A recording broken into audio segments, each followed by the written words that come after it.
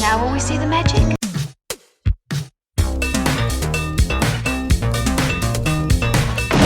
All right, where's Murray? Okay, who is it? This is Jesus, kid. Know then that it is the year 10,191. Yes, we are bored. We're all bored now. Hi, good night. Good night. Hello, and welcome to Mary vs. the Movies with your host, Mary Jones. And Dennis Ling. And this week we are watching the 1981 Sean Connery film Outland, which I know, of course, nothing about, which is the premise of the show. Yep. Every week we watch a movie from the 1980s that I did not watch as a child or any time afterwards, really.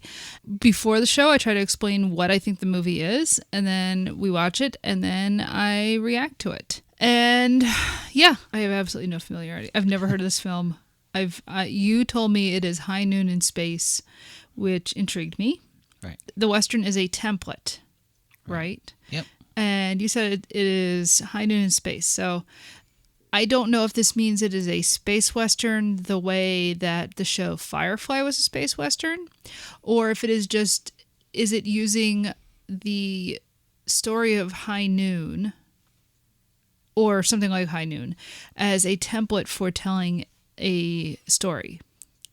And so you told me High Noon. And so I've seen High Noon. I've seen it on television. I've seen it. We saw it in a theater, didn't we? Yes. If you've ever seen it, it is Gary Cooper is a lawman who has to face a group of, bad guys, for lack of a better term. And the town abandons him the whole time. His whole thing, oh my gosh, now I'm trying to remember the plot to High Noon, which might not even be important. But that was during the Red Scare, right? Yeah, so it was. It was kind of some parallels there. Yeah, it was this idea that, he has to stand up to these people. And meanwhile, he has this Quaker wife who wants him to renounce violence. And the whole thing is he knows that he is the only person standing between this mob of bad guys and the town. The town is basically just surrendering to these bad guys, and his wife is saying, please don't go and fight. And his resolution, of course, is to go ahead and fight because it's the right thing to do. And she eventually joins him at the end of the film. Hi, I've just given away the plot of High Noon. I hope you've seen it. Yeah. So Check it out, though. It's a great movie. It's very good. Yeah, Gary Cooper's great. Yep. So I don't know if this is a story of a lawman in space who has to deal with, Story X in space. You could argue Star Wars is Hidden Fortress meets King Arthur in space. Star Trek was what, wagon? Star Trek was famously described as wagon train in space. Right. Because space is this place that we don't go to very often, not really, and we just end up projecting our own stories onto space. And so I'm curious as to what stories being projected onto space here. And is space just a setting because it's, the early 80s and we're still dealing with the aftershocks of Star Wars, or is there a reason it's set in space? I saw it when I was a kid. I don't think I've seen it since I was like a teenager. So where did you see it? Oh, on Prism, cable. Yeah. But I saw it a lot. And, I was desperate for anything sci-fi. Yeah. So this was one of the better ones. Okay. The only other thing I'll say is that it felt like sci-fi for adults. Oh, interesting. Like I was like, oh, well, that didn't give me the bubble gum I was looking for. But at the same time, I kind of respected it even then. As a kid, I was like, oh, well, okay. Okay. Interesting. I know it's a Sean Connery film. This is, of course, post-Bond and even post... Is this after... He made like that non-canonical Bond film? Yeah, Never Say Never Again. Right, which I have not seen. No. He didn't play him after that, though. No, he hasn't. He never... Oh, I was going to say he hasn't, but he has. He has since passed on. What was he doing in the 80s at this point? I mean, Zardoz is in the past. Robin and Marion is in the past. I'm not entirely sure what he was doing at this point. I guess He did Name of the Rose. Oh, that's right. He did The Name of the Rose, and was it the Lion in the Desert film or whatever? Ricky plays a Bedouin chieftain, which we're not going to get in. Highlander was around the same time, I guess. Yeah, of course. Mm-hmm. So and that's a whole other thing. They kept casting it as people who were obviously not Scottish. And he never bothered to change his accent. Absolutely not. When I found out that Highlander, he's supposed to be Egyptian? Yeah. I mean, by way of Spain. Yeah, or Spanish. No, that's right. He's Spanish. I don't know. Look, I still have to see Highlander. Yeah. But yeah, so this is Sean Connery in his post-Bond era. It was him blending into the Scottish countryside very well. Huh? Yeah. Because that's the thing, like he's in Scotland. That's what's so infuriating about what little I know of Highlander. Yeah, to a guy who like is obviously not Scottish. Right. Like why? I don't know. Okay, we at some point we will do Highlander on here. Yeah. But anyway, this is and then he did Hunt for Red October in like 1990. And you're dancing around the movie that we're actually going to see tomorrow night. Oh, yeah. Indiana Jones and the Last Crusade. Right. It still kind of weirds me out that he's in that. Really? Yeah, I'm like... It's been more than 30 years, Dennis. It's slowly sinking in. What? A few years from now, I think it'll It's work. not exactly the weirdest casting for him. I'm sorry. It's a lot better than I'm an immortal Spaniard. Now he's a space cowboy. Yep. All right, shall we go watch the movie? Yep. All right.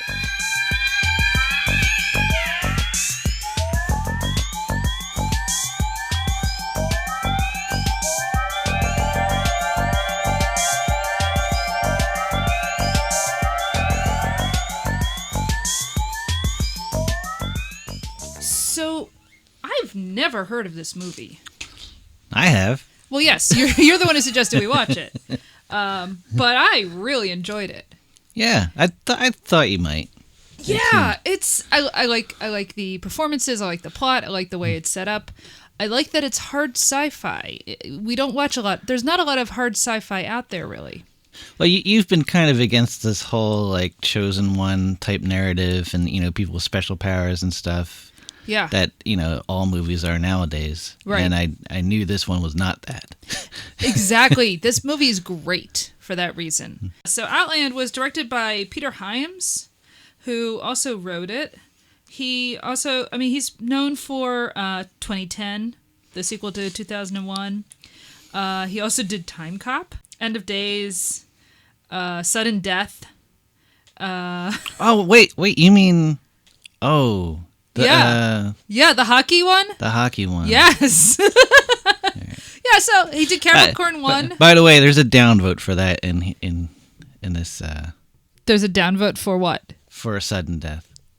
That's me. Oh. I would see it in the theater, because, hockey. And it's, ugh. So, yeah. Boo. Wait a minute. So, Sudden Death is bad, but Time Cop is good. Well, yeah. And this was good, I have to say. Yeah. So yeah, he has kind of maybe a hit and miss, but at the very least, he has a few memorable films. Right. Apparently, for this one, I was just reading he wanted to do a Western. Everyone's like, no, you can't do a Western. He's like, wait, I guess all sci-fi movies are Western, so I'll just do a sci-fi movie. And he was right. Yeah. So Outland is the story of a Marshal, William T. O'Neill, played by Sean Connery. It takes place on a mining colony on Io. It's a moon of Jupiter. It looks a lot like Alien in that this looks like a realistic, grimy, industrial type of future. This is a space station, and so you have things like artificial gravity and parts of the base. You don't have to wear a spacesuit, etc. But otherwise, when you're actually out on the moon doing the mining, you're in a spacesuit and you're floating a little bit, because the gravity is 1/6 of our gravity. So the story is he's basically the new marshal. He's just been assigned there. He comes with his wife and son, and this story starts about 2 weeks after they've started there. So he's still the new guy in town and learning the ropes of this life in this mining colony. Now, there's a shuttle that arrives and leaves every other week, and it's far enough from Earth that they do things like put people in stasis for a year. Kind of one of those tropes that you find in a lot of science fiction films. What would we do with long space travel? Well, we'd put them to sleep. Mm-hmm. I wonder if that's actually true, if we would do that, but because I don't know that we have a good way of doing that. Your muscles would atrophy. But that's neither here or there. But it's interesting that that's sort of an idea that was very popular in science fiction in the 20th century. I don't think they really think about that nowadays. It's much easier to just have stories where, we can instantly go to a place because we've discovered warp speed. So I like how this is much more realistic in terms of how long it takes to get to Io from Earth. Yeah. So he's the new marshal, and they're trying to acclimate, and frankly, the wife is just sick of living this itinerant sort of lifestyle. Their son has never been to Earth. He knows about Earth, but he's lived at nothing but these colonies where his dad is working, and she is sick of it. And I don't blame her. That's a hard life. Yeah. And the film really does kind of show you this is a hard life, and there are not a lot of kids on this mining colony. I don't think you see any kids other than him. That's true. In fact, you're right. I mean, I don't remember if they even imply that there are other children anywhere. Right.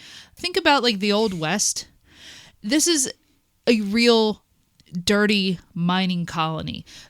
All there is to do is work, go to the bar and gamble, and they have a lot of prostitutes. Yeah. So basically like what the Old West would have been like. It sounds like a lot like the oil fields in Montana and whatnot back, I don't know, what was it, 10 years ago when the fracking boom was really taking off. It reminds me a lot of stories about the fracking boom. Also, McCabe and Mrs. Miller. Yes. Oh, definitely. Absolutely. McCabe and Mrs. Miller. So yeah, she's like, I can't raise our son in this environment. This is awful. And she emphasizes how much she loves him, but she leaves. She gets a ticket for the first shuttle headed back to Earth. It doesn't tell him. Well, to the space station. Well, yes, she has. That is actually a good point. Yeah. She gets the first ticket to a shuttle to get to a space station, and from the space station, then that's where they get the main ship back to Earth, and that's where you get put into stasis. So like there is like a waypoint before you actually go away. That's actually an important plot point. So he doesn't know that she's leaving him until she gets what's essentially a Dear John letter using like a video conference. And oh my God, can you imagine nowadays if you just left like a TikTok, baby, I'm leaving you. Because that's essentially what she does. Yeah.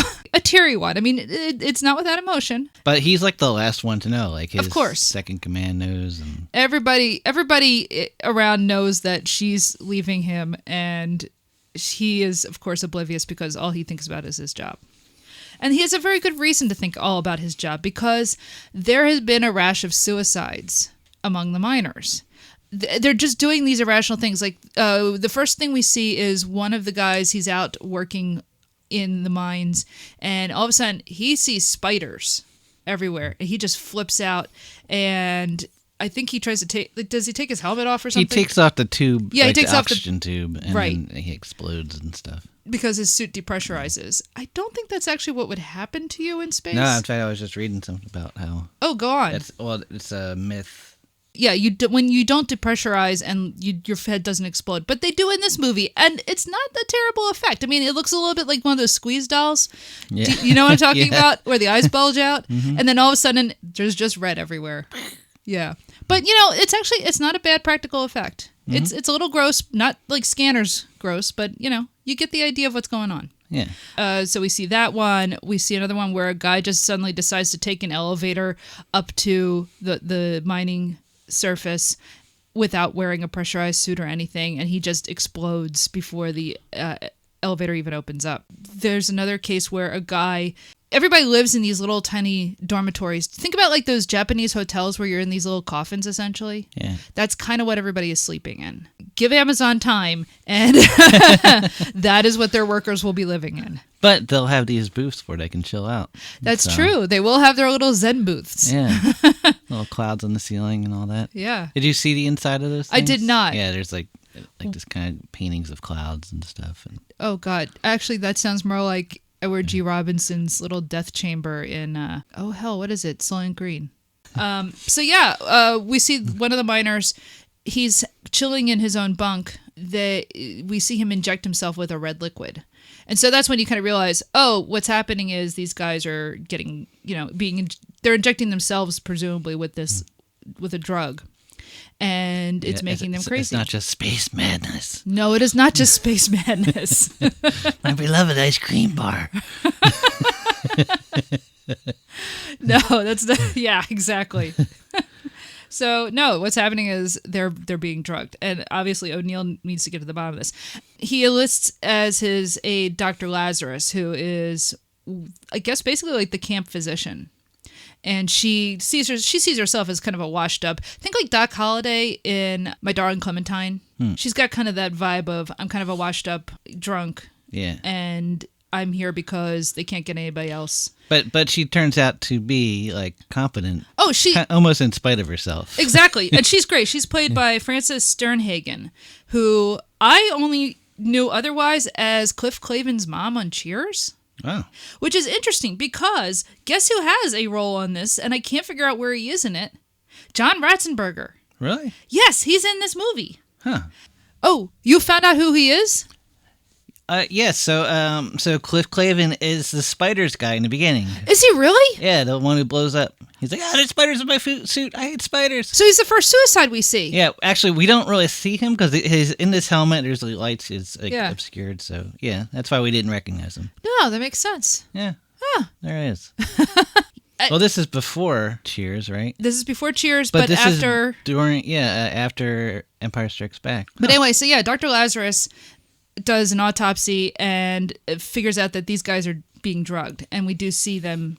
We have seen them drug themselves. Yeah. So they know what's going on. And essentially, they're drugging themselves with what they say is a synthetic amphetamine. In other words, they're all on meth. Yay. Yeah. And you know what? This is what happens if you do meth. You lose your mind. Yeah. I mean, look, we've all seen Breaking Bad. Mm-hmm.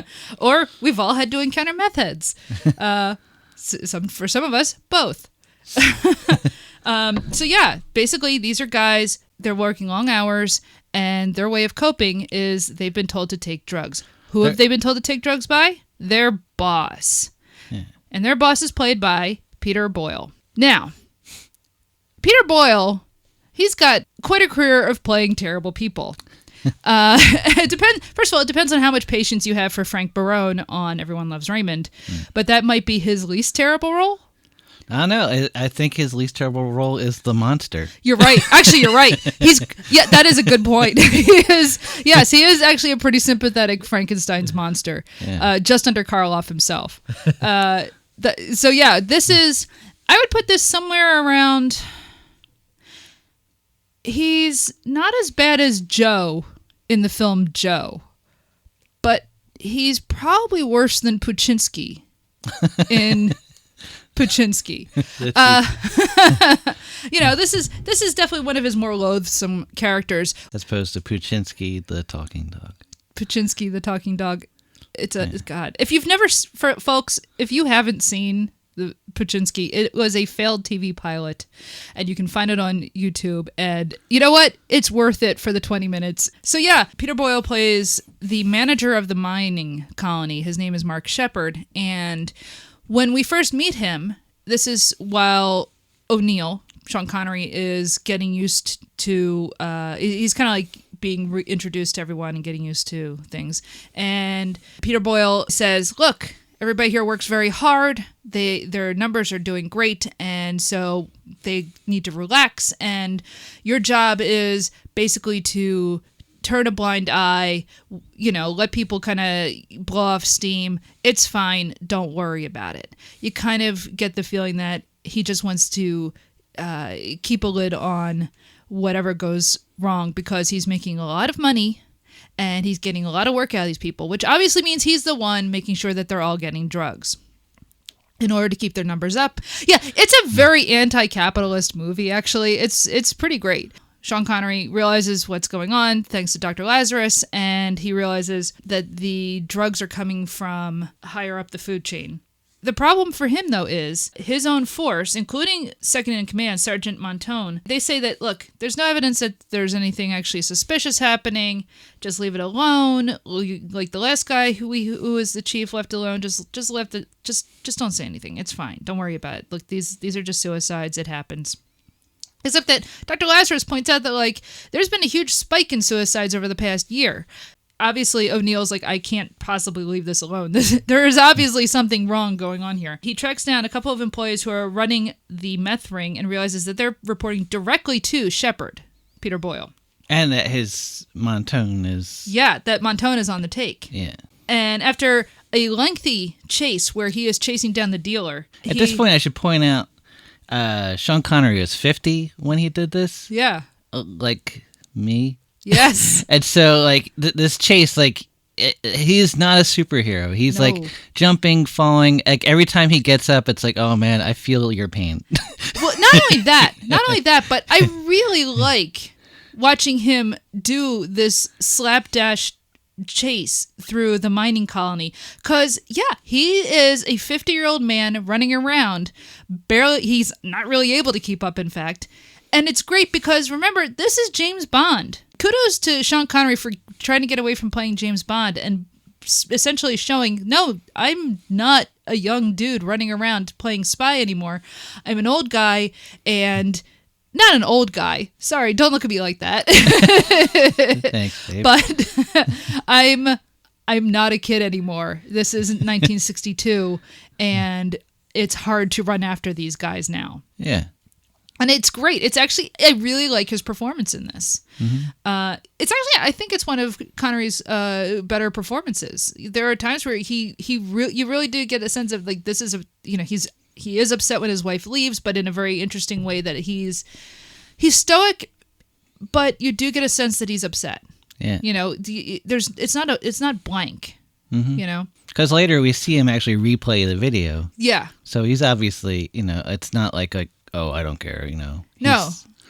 But, like, just emotionally, he's able to convey that he's upset about this. Yeah. It's one of Connery's better non-Bond movies, I think, which is, so it's funny that it's not very well known, or at least most people I've met have never heard of it. So he arrests the dealer and is trying to nail Shepard, Peter Boyle. And, of course, Shepard is just going to pay him off. He's like, look, what do you want? I can get you whatever you want.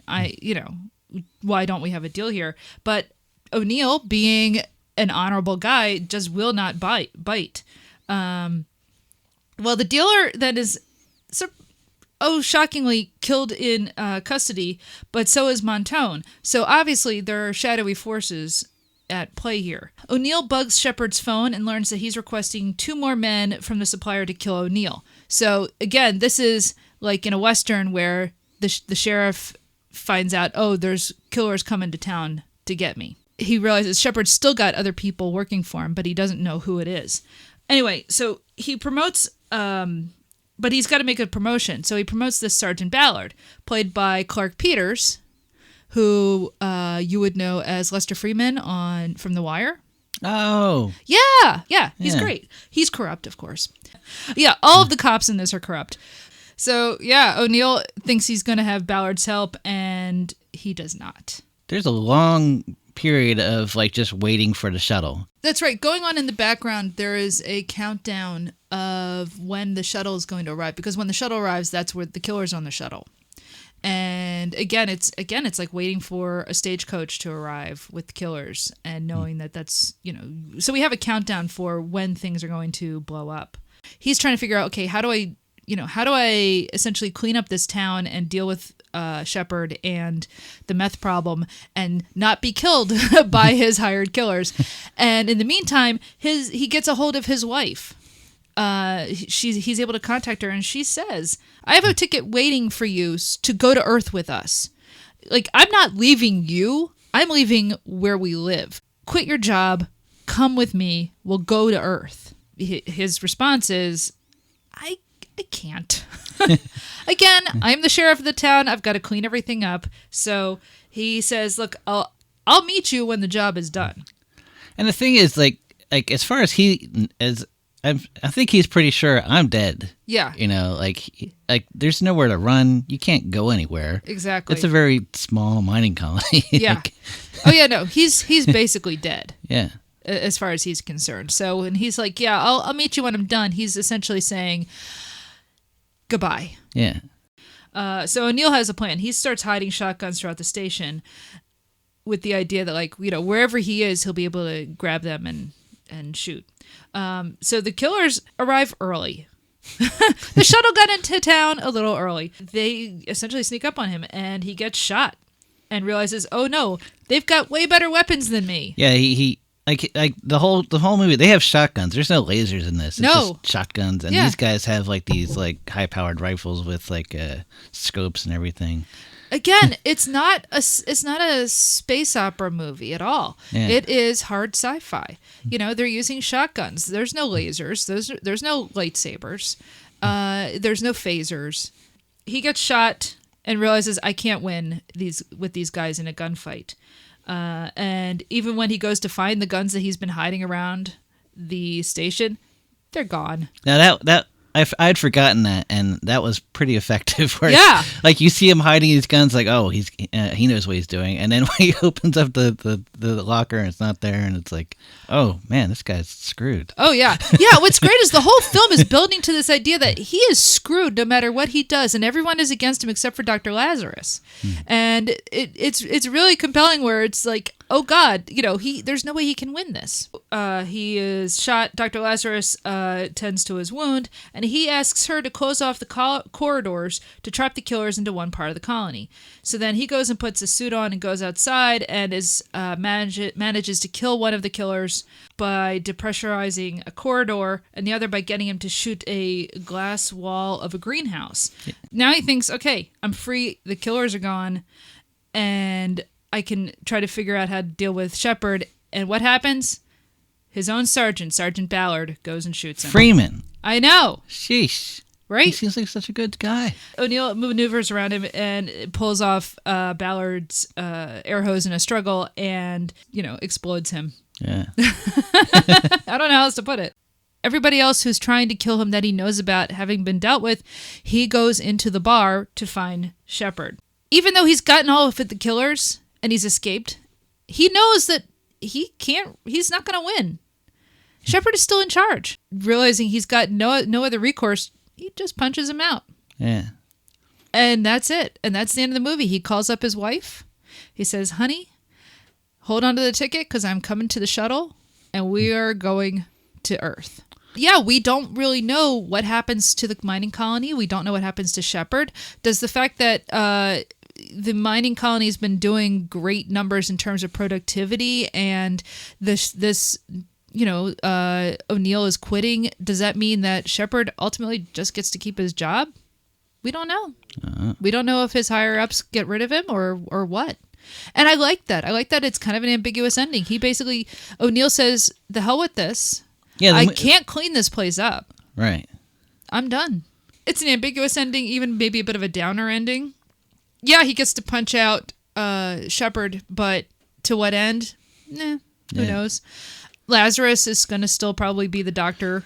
It feels like a 70s movie. Oh, yeah. Like very much like a French Lieutenant style ending, where it's like, oh, I thought I was going to have the big payoff and no, we don't know. Right. It's been a long time since I've seen Serpico, but yeah, it definitely is. Imagine like Serpico in space. It's been called High Noon in Space. It's definitely a film about corruption and about the abuses of companies and how they use their workers and ruin their lives and their bodies in order to maintain production levels. It's about how police forces are easily corrupted and exist to serve corporations and not to actually, better the lives of the people working there. I mean, it's very much a movie that I think would be resonant today. Very much not in keeping with the 80s. No, that's what's interesting about it. It's a counter narrative to what was the narrative, because this was like a British film, I think. Yeah. Right. Mm-hmm. So it's very much a counter narrative to Thatcherism, to Reaganite philosophy. It's very much more rooted in the 70s. Yeah. It's an interesting companion piece to, say, Alien, which has similar themes, although with a big scary alien. Yeah. But so for me, it's like, you know, you're watching Alien, and it really creates. Alien's a great movie, and it creates this whole universe. The whole time you're like, man, I want to know more about everything going on here, because it kind of just suggests things. Here's the grunts, you know. Like, what kind of life does Harry Dean Stanton have? And this is that life. This, like, we now know what Harry Dean Stanton would have been going through. He would have been, you know, doing meth. Yeah. On a mining colony. Yep. And occasionally visiting a prostitute or going to the bar/strip club, and just kind of a, you know, grimy living in a mess hall type life. One thing I found interesting actually is, and like Alien, it's not exclusively male. Dr. Lazarus is a woman. You see women who are working in different, like they work, some of them work in the cantina, some work with the police, some are probably in management. I don't think we see any women miners, but other than that, it's not an exclusively male society. Right. Which I found kind of interesting. You know, the future is not exclusively male, and that's refreshing.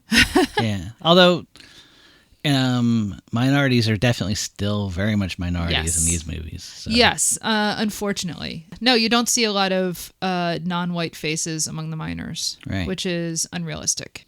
So, yeah, Outland. That is a good movie, and I recommend it to everybody. We saw it on Tubi. So that was free, although you sit through ads. The ads were actually placed pretty well, though. Yeah, it's not like Crackle. Yeah. Yeah, it's great. It's not like not in the middle of a sentence, like, yeah. And then once on Daily Motion, we watched this show, Blake 7. Oh, that was awful. Not Blake 7 wasn't awful. Trying to sit through it was awful. Because they played the exact same commercial, like, over and over and over again, and just inserted in those stupidest places. And I think it was like every 3 minutes. Yeah, it would go to a commercial. It was very hard to watch. That was painful. That begged for piracy. Yeah, it really did. It's just like, what kind of a schmuck am I that I'm trying to watch it on Daily Motion? Why am I not torrenting Blake 7? Because I don't think it was streaming anywhere except on Daily Motion. Yeah. And in fact, I'm still not sure if it's streaming anywhere. Oh. But you know what? We should go and look for Blake 7. Yep. And on that note, everyone, what is going to be our next two films? So they will be Silverado or The Thing. All right. All right. Heads, Silverado, tails, The Thing. Oops. Well, where did your zombie Thomas Jefferson nickel go? It's gone. It's gone? I guess we're not watching a movie. That's the only thing that can mean. Do you want me to get another coin? Yeah, I think so. Oh, shoot. All right, hold on a second. I can't believe I lost this. I can't believe you lost Thomas Jefferson. If I find it, I'll tell you what it is, though. All right, well, here, we're good. Great. A great, gigantic Eisenhower silver dollar that you can't possibly lose. Like, you could kill a person with that thing. What have we got? Tails. What did I say Tails was? The Thing? Yeah. So The Thing. The Thing is the next movie, which means in 2 weeks it will be Silverado. What was that? That's The Thing. Is that what The Thing sounds like? Yeah, he goes like, Rawr.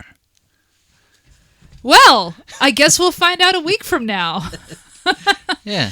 And until next time, listeners, follow us on Twitter at MaryVS Movies. You can contact us through email at maryvsmovies@google.com or Gmail. That's right. They don't call it Google. Whatever.